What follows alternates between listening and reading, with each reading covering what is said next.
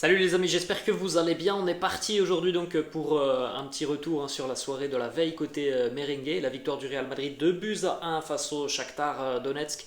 Comme d'habitude, les amis, vous pouvez retrouver le débrief de cette rencontre qui est sorti donc à l'issue de la rencontre assez tard. Mais si vous êtes intéressé par découvrir un petit peu les prestations des 11 merengues hier sur le terrain, n'hésitez pas à le retrouver. Le débrief défile juste au-dessus de moi. On rappelle, les amis, le résultat tout de même de cette rencontre. Victoire pour le Real Madrid, 2 buts à 1 face au Shakhtar.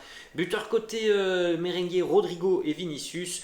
Réduction de la marque pour les Ukrainiens, signé Zobkov à la 39e minute. On continue les amis avec le classement tout de même de cette phase de groupe de la Ligue des Champions. Alors il y a des choses à dire sur cette rencontre, on va en parler, mais il faut aussi tout de même souligner tout de même l'aspect très positif pour le Real Madrid. On est donc à la mi-chemin de cette phase de groupe de la Ligue des Champions.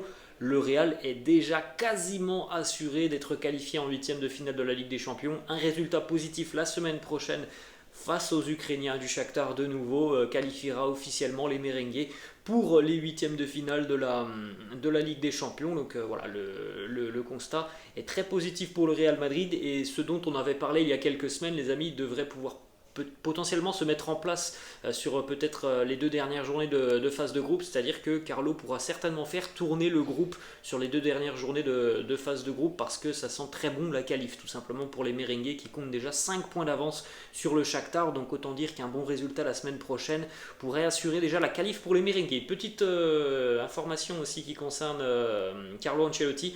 On félicite le Mister Ancelotti pour sa 102e victoire en tant qu'entraîneur en Ligue des Champions. C'est un record puisqu'il égale le record détenu par la légende de Manchester United, Sir Alex Ferguson. Encore une victoire pour Carlo Ancelotti et il deviendra donc officiellement l'entraîneur qui a remporté le plus de victoires en Ligue des Champions. Bravo au Mister Ancelotti. On continue les amis avec les deux unes des quotidiens madrilènes. Le quotidien AS qui titre Mucho football, pocos goles. Donc c'est ce dont on a parlé tout simplement hier les amis dans le débrief. On a vu une équipe du Real Madrid se créer beaucoup de situations. On a vu du beau football. Comme on l'a dit hier, le deuxième but du Real, il est magnifique les amis. Si vous avez eu l'opportunité de voir cette rencontre ou peut-être de retrouver un résumé, le deuxième but des merengues dans la construction, il est somptueux. Donc beaucoup de football, mais au final peu de buts pour le Real hier. Donc voilà le problème d'efficacité dont on a soulevé un petit peu la question hier lors de ce débrief. Et le quotidien Marca qui titre Poulet Golear. Le Real aurait pu et aurait dû marquer plus sur cette rencontre face au Shakhtar. On est conscient évidemment les amis de cela. On l'a dit hier lors du débrief, avec ses 36 tirs et 14 cadrés, c'est au final bien maigre ce score de 2 buts à 1 pour les merengues. On continue les amis donc cette fois-ci avec des informations statistiques et d'éclat autour de cette rencontre. Premièrement, une statistique qui concerne Andrei Lunin, le gardien ukrainien du Real Madrid, qui a concédé un but sur chacun de ses 7 matchs avec le Real Madrid, toutes compétitions confondues. Il n'a jamais conservé un clean sheet, Andrei Lunin, du côté du Real Madrid. Après, bon, voilà, je vous propose cette statistique, les amis, c'est pas pour incriminer Andrei Lunin, dire il est moins bon que Thibaut Courtois ou quoi que ce soit. Tout le monde sait très bien que Thibaut Courtois est le meilleur gardien vraisemblablement au monde, donc évidemment c'est difficile pour Andrei Lunin. C'est pas pour l'incriminer non plus hier. Pour moi, sur le but, il ne peut absolument rien. Hier, Andrei Lunin, tout comme face à Osasuna, où il est très difficile de lui reprocher quelque chose. Simplement, voilà, c'est une statistique, je vous la propose. Il n'a jamais conservé un clean sheet du côté du Real. Et on peut le dire aussi, le Real, depuis le début de saison, c'est problématique pour conserver des clean sheets. Donc évidemment, la faute n'incombe pas à André Lunin, ça incombe aussi aux défenseurs du Real. On en a parlé hier de cette fébrilité défensive côté merengue. Ensuite, on continue les amis avec des stats pour Vinicius Junior. Déjà 7 buts et 3 passes D en 11 matchs cette saison pour Vinicius. L'objectif peut-être de 25 buts cette saison pour Vinicius est plus que réalisable s'il continue comme ça. La saison en termes de statistiques va être énorme pour Vini. Regardez, depuis le match face à Levante, donc la saison passée, l'avant-dernière journée de Liga où il avait inscrit un triplé plus une passe décisive, eh bien il n'y a eu que 2 matchs où Vinicius n'a pas été décisif. C'était face au Betis l'année passée lors de la dernière journée de Liga. Et puis face à l'Atlético, il y a une grosse quinzaine de jours où notamment il avait frappé le poteau, donc autant dire que Vinicius est un élément extrêmement dangereux du côté du Real. C'est un joueur tout simplement qui va débloquer des situations. Ensuite, les stats complètes de Vini sur cette rencontre face au Shakhtar: 81 ballons touchés, 37 sur 48 en ce qui concerne les passes, 5 tirs pour Vini, 5 dribbles réussis, une passe clé, un but. C'est un match plein pour Vinicius. Ensuite on continue les amis, cette fois-ci avec cette petite map. Ça a été intéressant de le noter tout ça. On en a parlé hier du positionnement de Rodrigo qui était très souvent axial sur cette rencontre. Et bien cette map elle nous le prouve tout simplement. Donc vous avez en bleu, tous les petits points bleus ce sont les ballons touchés par Rodrigo, les points orange ce sont les ballons touchés par Fede Valverde, et donc les zones, ce sont les zones d'influence où on a vu le plus Rodrigo et Fede Valverde. Comme vous pouvez le constater, Rodrigo, hier, il a été vu sur le terrain, en tout cas en tant que numéro 9 ou numéro 10, comme vous voulez. En tout cas, on l'a vu tourner très régulièrement autour de Karim Benzema, donc position très axiale pour Rodrigo. Alors qu'on rappelle, sur la feuille de match, il était à droite, mais c'était certainement une des consignes de Carlo Ancelotti, de lui demander de rentrer beaucoup plus dans l'axe, et c'est ce qu'a fait Rodrigo. Et puis, comme vous pouvez le constater, Fede Valverde, qui était sur le papier, les amis, utilisé en tant que milieu de terrain côté droit, a été vu hier en tant que milieu de terrain côté droit, mais aussi en tant qu'ailier. Il a été très, très présent sur son côté, Fede Valverde, avec ce double rôle au final sur cette rencontre. On a vu des séquences assez intéressantes du Real qui parfois changeait de schéma hier en se disposant aussi sur un 4-4-2. On continue les amis avec cette statistique qui concerne Rodrigo, qui en est déjà donc à 11 buts marqués en Ligue des Champions pour le Real Madrid. Il a égalé le total de Raoul, évidemment pas le total global de Raoul, mais le total de Raoul à l'âge de 21 ans ou moins.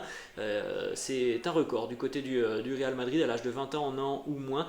Raoul et Rodrigo en étaient donc à 11 buts. Petit déclat de Rodrigo, alors vous l'avez vu sur certaines combinaisons hier au cours de cette rencontre, ça a très bien combiné justement entre Rodrigo, Benzema, Vinicius, et c'est pour ça qu'on reste un petit peu sur notre fin par rapport aux 2 buts marqués par le Real. Rodrigo qui nous dit: quand de bons joueurs se réunissent, de bonnes choses sortent sur le terrain, et ça n'allait pas être différent avec Karim, Vini et moi-même. Nous avons joué un grand match et combiné plusieurs fois, nous aurions pu marquer plus de buts, mais je suis tout de même content du résultat. On continue les amis avec les maps, cette fois-ci de l'influence de Fede Valverde sur cette rencontre. Un très gros match pour Fede, avec ce double rôle dont on vient de parler, milieu droit mais aussi ailier droit. Comme d'habitude les maps les amis, vous les connaissez, avec la map à gauche, les passes de Fede Valverde au long de cette rencontre, et notamment les passes en verte qui sont des passes qui vont amener directement à un tir, et ça a été un record sur ce match puisque Fede Valverde a mené 6 passes qui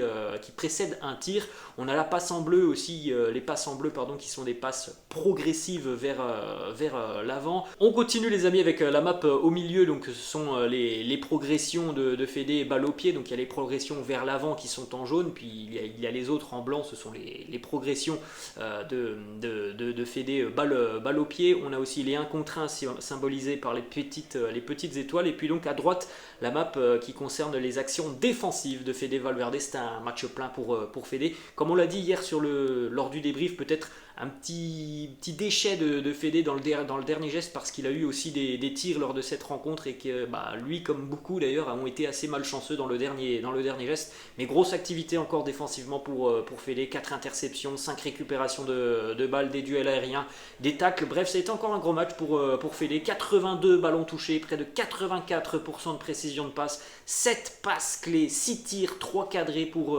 Fede Valverde. Il est vrai que le gardien a sorti des arrêts sur les frappes de Fede, mais en général ce sont des frappes qui sont quasiment plein axe. On a vu souvent le gardien du Shakhtar envoyer les ballons en corner parce qu'il ne peut pas capter les frappes super puissantes de Fede, mais c'est sûr qu'avec un petit peu plus de précision, ça aurait pu être un petit peu plus dangereux. On continue les amis avec les déclarations autour de cette rencontre. Carlo Ancelotti en conférence de presse, interrogé sur le fait que ça soit un grand match, mais qu'au final le score soit assez maigre pour le Real. Il nous dit: oui, on a très bien joué, on a bien combiné, On n'a pas cadré beaucoup de tirs au final, mais on a tout de même beaucoup tiré au but. Ce sont des matchs que tu peux te rendre compliqués si tu ne prends pas le large, mais au final on a tout de même bien contrôlé cette rencontre. Le pressing était assez bon, en défense on était aussi assez bien. Bon, moi je suis un peu plus dur, on va dire, sur l'aspect défensif, hein. Je trouve quand même que le Shakhtar a eu peu de choses et a quand même réussi à se créer des situations assez sérieuses offensivement sur le peu de choses qu'ils ont eu. Donc voilà, je suis pas très satisfait du match défensif du Real. Carlo était tout de même en colère hier lors du but du Shakhtar à la 39e. Il nous dit: j'ai demandé à l'équipe d'être plus compacte, de ne pas penser que c'était facile quand tu mènes 2-0, que tu contrôles le match, parfois tu peux perdre en concentration, tu fais moins les efforts. C'est ce qui s'est passé en fin de première mi-temps. Ensuite, une autre déclat de Carlo Ancelotti justement sur cette baisse d'intensité. Est-ce que c'est quelque chose qui peut le préoccuper? Il nous dit: je sais que cette équipe se relâche quand elle peut faire et a déjà fait le travail. C'est normal, le match est sous contrôle, tout paraît simple, mais je suis satisfait car l'équipe a bien joué. Les trois de devant ont très bien combiné, Valverde a beaucoup aidé, les deux milieux ont bien contrôlé le match, tout était plutôt bon, je ne suis pas préoccupé. Ensuite, déclat aussi de Carlo sur le fait donc d'avoir la possibilité de se qualifier dès la semaine prochaine avec le calendrier qui va être assez dense. C'est très important de valider cette qualification le plus rapidement possible. Carlo qui nous dit: je crois que nous avons la possibilité de le faire dès la semaine prochaine. En effet, oui, ça sera important, mais dans 3 jours pour le moment on a un match important face à Retafe et c'est à celui-là que l'on pense à l'heure actuelle. Ensuite, deux déclats de Carlo sur le match de 2 joueurs précisément. Il nous parle de Rodrigo qui a donc été présent dans l'axe. Il nous dit: sa position a changé un petit peu. On a pensé à faire un pressing plus haut sur les centraux et il avait une position plus axiale. Il combine très bien avec Benzema et il peut jouer à n'importe quel poste compte tenu de ses qualités. Bon, on est d'accord les amis, on a bien vu hier un Rodrigo axial. Après, on est aussi d'accord sur le fait que je pense que Rodrigo n'apprécie pas forcément le poste d'ailier droit. Il va tout de suite aller se repositionner en tant qu'axial. Donc on ne peut pas, comme le dit Carlo, je pense, en tout cas c'est mon avis, mettre Rodrigo partout sur le terrain. Cette position d'ailier droit est une position qui au final va influer sur son style de jeu et il va continuellement repiquer plein axe. Ensuite, une déclat de Carlo sur le match de Karim Benzema, la forme du Nueve. Il nous dit: il a été très bon, il a été déterminant par sa qualité, son positionnement, il a joué aussi pour ses coéquipiers et a été très présent dans la surface. Il n'a pas marqué, mais c'est la dernière chose à laquelle nous pensons. Il a beaucoup grandi dans sa condition et a fait un match complet. Moi je suis d'accord avec Carlo Ancelotti, j'ai trouvé Benzema très influent dans le jeu. Le petit bémol, comme on l'a dit hier lors du débrief les amis, c'est qu'il n'y a pas ce but pour Karim.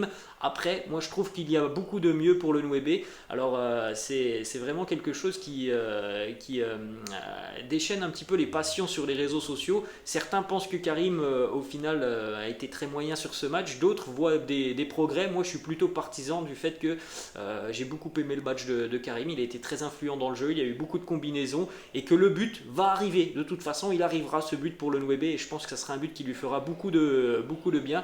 Voilà, il y a des personnes sur les réseaux sociaux qui notent surtout le fait que Karim a eu, je crois, 7, 8 tirs hier et qu'il n'y en a pas un qui termine au fond. Moi, je suis plutôt partisan du fait que Karim a été globalement assez bon sur cette rencontre, mais que malheureusement, voilà, il n'y a pas eu le but qu'il aurait pourtant mérité. Ensuite, 2 autres déclats sur cette rencontre. Aurélien Tchouaméni qui nous dit: on n'est jamais pleinement satisfait d'une performance, il y a toujours des détails à améliorer. Aujourd'hui, c'était le réalisme devant le but, c'est le début de la saison, nous pouvons toujours continuer à nous améliorer. Dans le même style, Tony Kroos qui nous dit: il y a des jours où le ballon ne veut pas rentrer, c'était un match où l'on pouvait gagner 7-1 ou quelque chose comme ça. Nous n'avions qu'à marquer plus de buts, mais au final, c'est une victoire méritée. On remporte les 3 points et c'est le plus important. Bon, tout le monde a le même son de cloche côté merengue. Évidemment que tout le monde est très heureux de cette victoire 2-1, mais on aurait été évidemment plus heureux et satisfait si le score avait été plus large et que l'efficacité avait été plus présente. Ensuite, une déclaration de l'entraîneur du Shakhtar, Juvicevic, qui nous dit: le Real nous a pardonné à quelques reprises, mais nous avons été également capables de rentrer dans notre match au fur et à mesure que la rencontre avançait. Nous avons joué un rôle décent contre les meilleurs du monde, ce qui n'a pas suffi aujourd'hui. peut suffire contre d'autres clubs. Le Real Madrid est conscient de sa force, ils n'ont pas eu besoin de très bien jouer pour gagner le match, ils gagnent grâce à leur grande qualité et parce qu'ils dominent parfaitement le jeu. Ils n'ont pas besoin d'être très agressifs, d'ailleurs ils nous ont permis de bien combiner. Bon, on a vu certaines séquences mais c'était tout de même très léger ce qu'a proposé le Shakhtar, donc voilà, je pense que c'est tout de même minimiser la prestation du Real que de dire qu'ils n'ont pas eu besoin de très bien jouer. Ça a été un bon match du Real. S'il y a l'efficacité, franchement, on peut se dire qu'il y a 7 buts à 1 sur cette rencontre. Donc voilà, je pense que c'est un petit peu minimiser le match du Real que de dire qu'ils n'ont pas fait un très grand match. Ils ont joué simplement sur leur qualité et le fait qu'ils dominent parfaitement le jeu. Ensuite, on continue les amis avec quelques petites informations pour terminer cette vidéo. Déjà, premièrement, une petite image d'Antonio Rüdiger. À l'issue de la rencontre, Antonio Rüdiger qui était avec sa petite pizza pour quitter le Bernabeu. Donc belle petite soirée pour Rüdiger, même si évidemment bon, je pense qu'il aurait préféré être sur le terrain. En tout cas, il s'est fait plaisir, petite pizza à l'issue de la rencontre. Une information qui concerne Dani Ceballos, les amis. Malheureusement, la mauvaise nouvelle se confirme pour Dani Ceballos qui semble être out pour 4 à 5 semaines. Donc autant dire que Dani Ceballos ne devrait même pas rejouer avant le mondial. Bon, on va attendre évidemment confirmation, mais ça semble être assez sérieux tout de même pour Dani Ceballos. Et c'est une mauvaise nouvelle au milieu de terrain. Pour les merengues, c'est tout de même une option importante en cas de pépin physique ou s'il y a besoin de faire un turnover. Et on va devoir se passer de Dani Ceballos donc pour quasiment un mois. Autre information les amis qui nous vient cette fois-ci de Manchester City, c'est Pep Guardiola qui a réagi à cette info qui est sortie depuis 48 heures.